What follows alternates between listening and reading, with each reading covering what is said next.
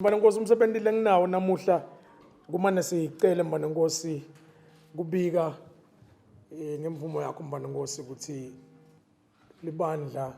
libuke njengoba Mbana Nkosi waka culture bese kabekisile ukuthi evikini lelitako sisebuhleni ne culture bese siba elibonjeni nelisonvo esiteki lokusho ukuthi kutawuchubeka leyo culture kuleli viki lesiyakulo Mbana Nkosi lokwenta ukuthi ibhola Ingwenyama Cup ama semi-finals ngenhlanhla lesibe nayo atawuba senkundleni yesiveka somhlolo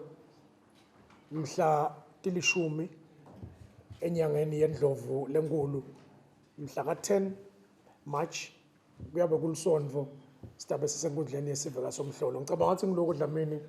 lebe ungakakuphathi ekhikhini lakakho kuze ngikuhlephulele bantfu labakhona la. Sengishito njalo Mbana Nkosi ngiphindze ngigcizelele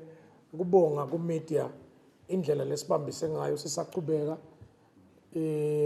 Ngidawube Mbana Nkosi ngimane ngendlulise nangumlayeto nangu lothi emavikini lamabili lendlulile i-EBIS Mbana Nkosi beyende nakulokuthiwa yi-World Radio Day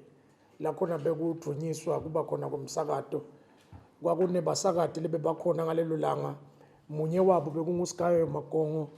wase uchuba li-hour akhuluma ngeNgwenyama Cup Mbana Nkosi lokwasithokozisa kakhulu samniketa ke lithuba lekuthi amane asacoca nebalandzeli belibhola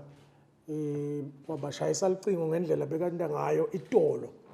saba nebalandzeli ke lesabe sesibapha emathikithi Mbana Nkosi labatawuta batobukela iNgwenyama Cup